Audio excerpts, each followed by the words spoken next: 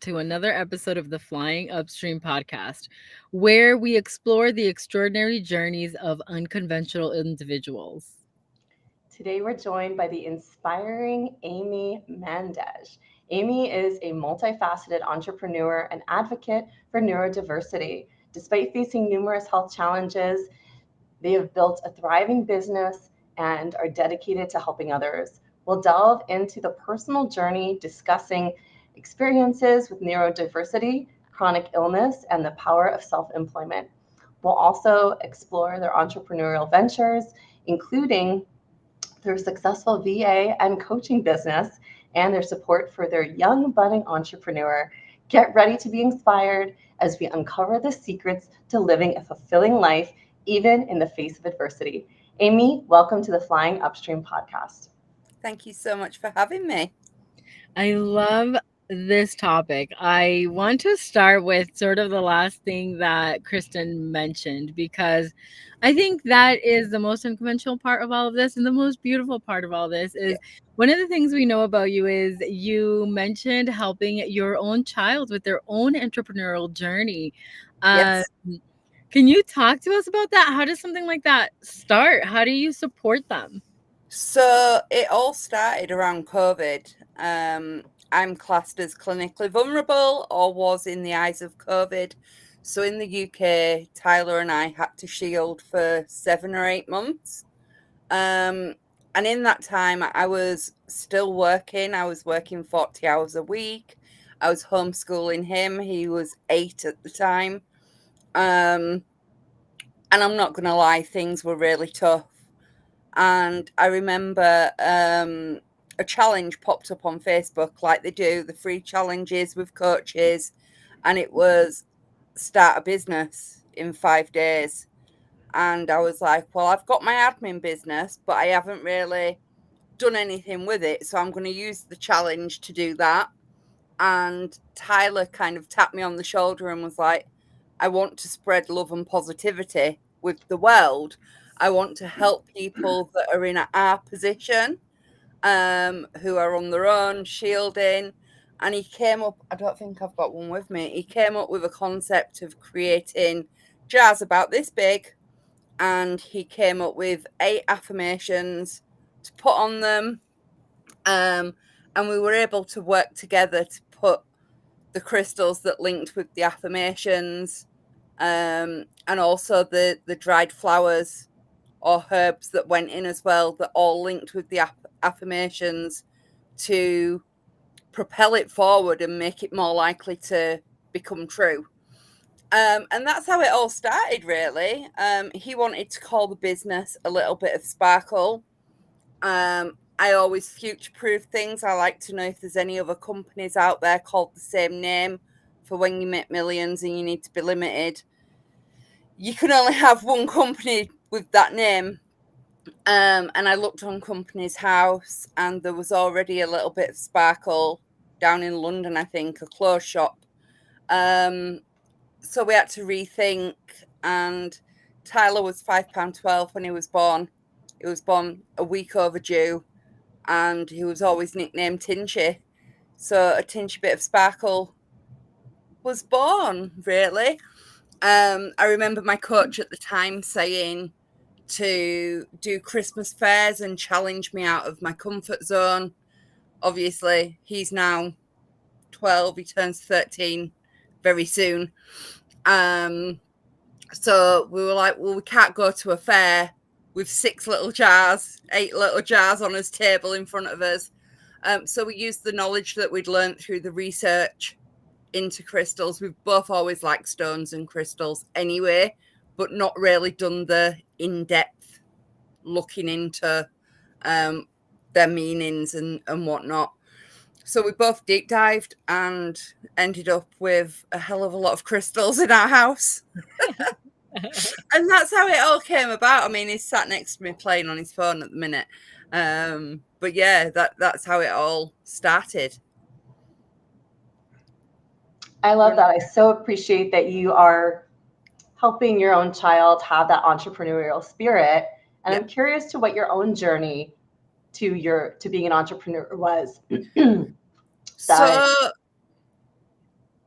So I've always worked, I've always grown up in the concept of needing to be employed. It's obviously guaranteed income. And at the time, so originally I'd been in a job for over 10 years. My primary illness started in that time. I had Tyler in that time, and I then got made redundant. So I'd set up office admin solutions at the time. I hadn't done the future proofing at that point. And my mum hit me with the limiting belief of, but you're a single mum. You've got illnesses, you're disabled, you've got to keep a roof over your head. Being an entrepreneur isn't going to cut it. You're not going to be able to pay the bills. What are you going to do if you have a bad month? And it terrified me to the point of doing, I think it was over 30 interviews in a 2-week period. And in that time, I was faced with discrimination. I was told that I couldn't do an admin job because I couldn't walk upstairs, despite walking up the stairs to get to the interview. Yeah.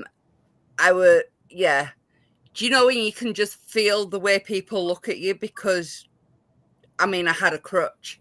So straight away, rather than questioning if I'd broken my foot or anything like that, it was just assumed that I couldn't do the job.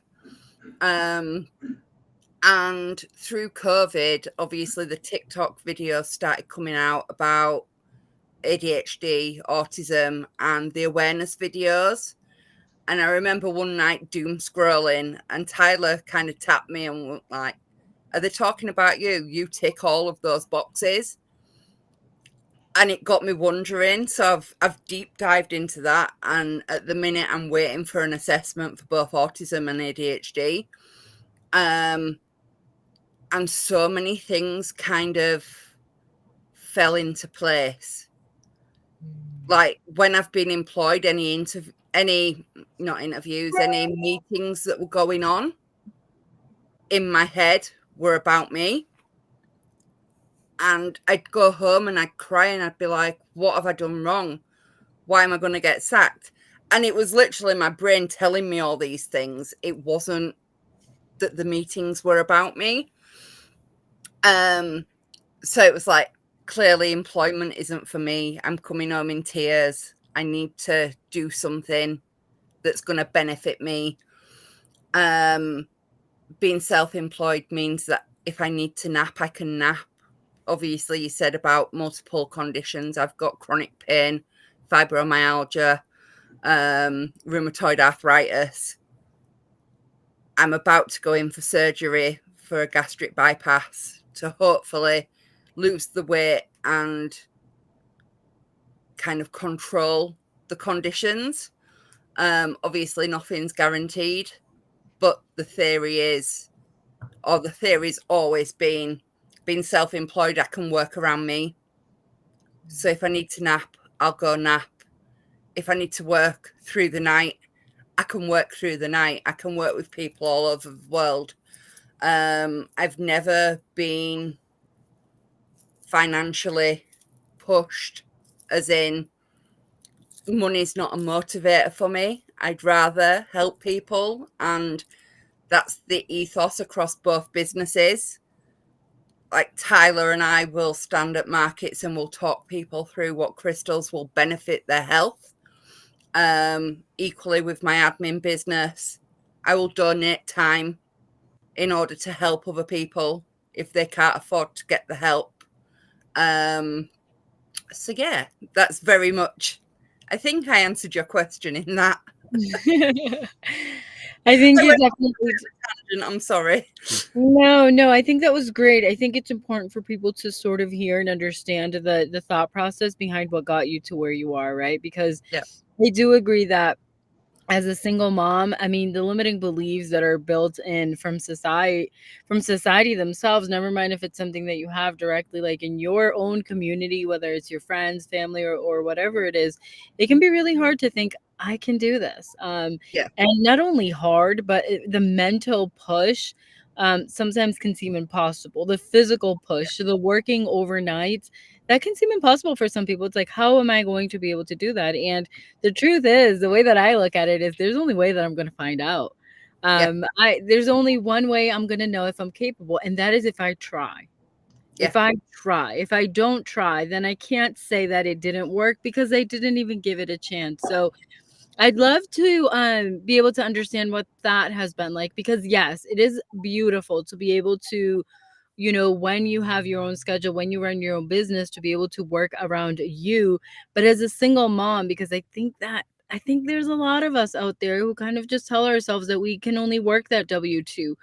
What did it Yeah. take for you to kind of transition? Because if we're not wealthy and if we didn't have, $100,000, what, or a lot of money in the bank, what makes you, or what allowed you really to like make that transition? How did you plan from being a W-2 as a single mom to become an employee, a self-employed person?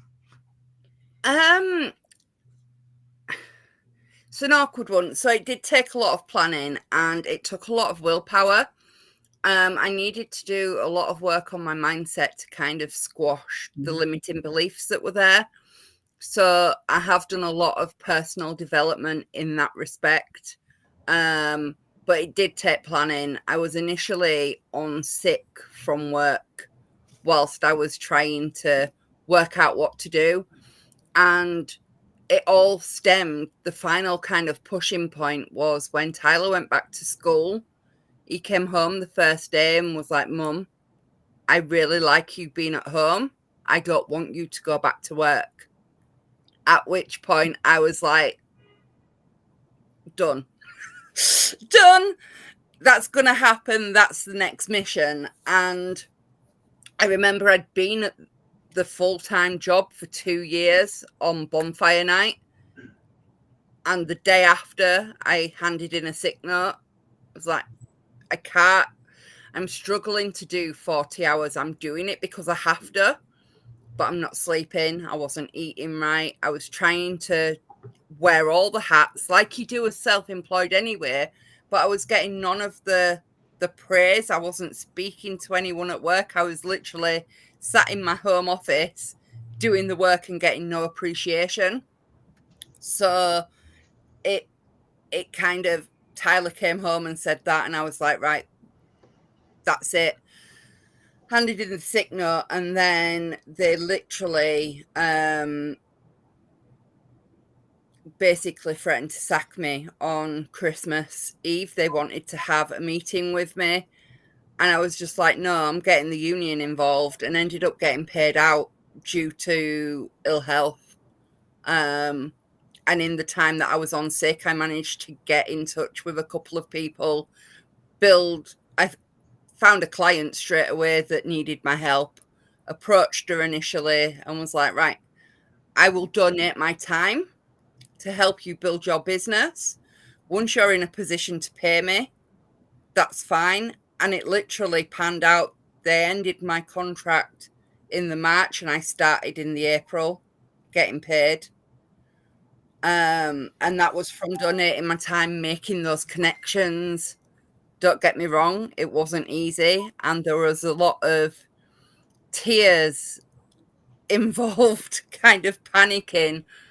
But I had the belief that I could do it. And I knew that Tyler didn't want to go back to nursery. They did like a wraparound, dropping him off at school and picking him up. I'd only ever been able to do that 2 times a week. And when, for the 2 years previous to COVID, I couldn't do it because I was full time. So I was getting dropped off at nursery at 7:30 on a morning and picked up at 6 o'clock at night. By which point we were both shattered and had go to bed. So we didn't have that relationship. So the business has created memories. We've been able to do crafts and things that have brought us closer together. Yeah, it makes me smile, and it's something that I'm so passionate about. But as a single parent, you'd do anything for your kids. Most parents would do anything for the kids anyway, but even more so when there's just the two of you in the house. We bounce off each other. That's really beautiful, Amy. I love that you are so tuned in to not only your own needs, but also your child's needs. Yeah. I think that's really beautiful. And considering the journey that you have been on, what do you think the future of work looks like for neurodiverse individuals? And how can we create more inclusive and accommodating workplaces? So again, I think more companies need to do training regarding mental health and different conditions. I've actually built a membership which is currently in its beta launch phase for Black Friday, which is for people that can't afford a VA that are in business. It could be for mums that need help just having the accountability to do the housework. And essentially, we're going to have a Zoom every Monday where you can set your intentions and reflect on the previous week. And then we're going to have a co-working and body doubling session later in the week. So you're paying to literally put 3 hours in your calendar where you can do things for yourself. A lot of neurodiverse business owners like myself, the focus is all on the clients. I'll bend over backwards for any clients, like I bend over backwards for my son. I don't do it for myself. So, like, if you look at my socials, they're shocking, but I do other people's socials for them. So, it's for people that can't afford to have someone do it for them, but you're all going to be working together on a Zoom and you can get the work done. You can set the intention for the work you want to get done. So I think in terms of other businesses, being aware of their neurodiverse employees and checking in, because if they're being held accountable, if they've got deadlines, they're more likely to achieve what you're wanting them to achieve. If Does that make sense? Sorry, my phone's going off. It does. It does make sense. I also think that it brings up the topic of community, which is so important. You know, the reason Kristen and I started this podcast is because we want to amplify people's voices. In essence, community is important, I think, in everything that we do. And it sounds like that's very clear to you, based on the work that you do and the services that you offered, right? And the services that you currently offer, and in the new membership that you've created. And I wonder, you know, how has it played a role for you in terms of your own ability to build your own businesses? How has community essentially allowed you to do that and be able to grow that even as a single mother? The support network that the community create is amazing. As soon as I found or realized that I was neurodiverse, everyone around me seemed to be neurodiverse too. And it was like I created, or I didn't create, but the universe created that tribe of people for me. And the ideas and having those people to springboard off, because we've all got creative minds. That's how I ended up in the book Beyond the Ordinary. And that's kind of where I told my story about going from employment to self-employment. And the people that were there, I struggled leaving the house, yet I went to the book launch. And it was so surreal because I felt at home. I didn't feel under pressure. The ladies that I went with, we were all in the same position. We were all neurodiverse, being part of this book. And it just felt like finally people understand me. And the more that other people understand me, the more I can understand myself. Um, so even like setting up co-working sessions with them, that's where the whole idea of the membership came from.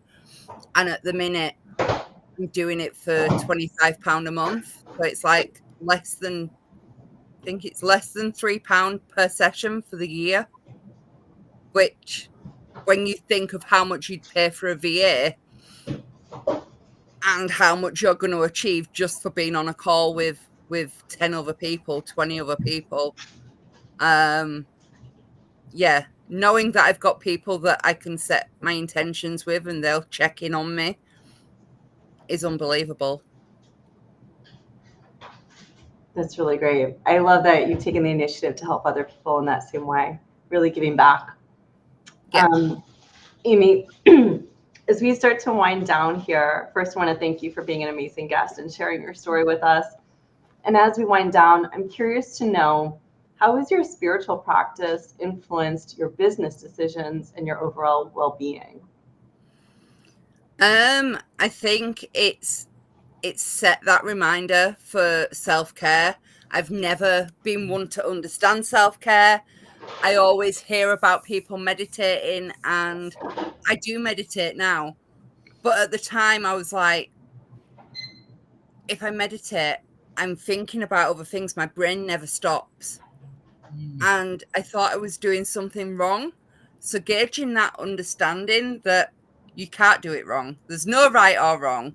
It's about gaining that time, breathing through and centering your thoughts. And through doing that, I've allowed myself and my intuition to come alive, and I can follow the path that kind of comes to me. I've got a running joke with Tyler. We collect giraffes. He's always had a giraffe. We call it Jeffrey, like the Toys R Us adverts, or what used to be the Toys R Us adverts. And I see the giraffe as like my spirit animal. And whenever I'm out and about, if I go to a meeting with a client, a giraffe will pop up out of nowhere. And it's like, okay, I'm on the right path. And if it doesn't and something doesn't sit right, it's very much listening to the intuition behind it. And if something doesn't sit right, chances are it's not for me, and I can move on and kind of know that I've tried. Does that make sense? It does. It definitely does to me. And, you're speaking my language. I'm a big believer in synchronicities. I am all about um, just knowing, following my inner guidance, my intuition, and knowing that I'm being guided, that the universe, I'm here for a purpose. I have a plan. And I love that. I love that you share that, because I think it's important for people to understand that it is the power that we have is to be co-creators of our own existence. We are here Yes. to co-create. What that means is that we have the power in this 3D physical world to create what we want it to be, what we want it to look like, by listening to our Yeah. intuition. So I love that so much. Amy, And it's you, so important to stay positive as well. Being negative around things, you're attracting like for like. So if you're yeah. positive and you're putting positive out there, positive's going to come in. Yeah, I totally agree. That is my language. And thank you so much for sharing that. Thank you for so Thank much for you. sharing your wisdom for us with us today. We will link everything that you've talked about, your services. They'll be in the show notes and in the YouTube description. And free spirits, thank you so much for joining us on this enlightening episode of Flying Upstream. Remember, the power to create a life that you love is within you. Embrace your creativity, trust your intuition, and live a life of purpose and passion. Until next time, and as always,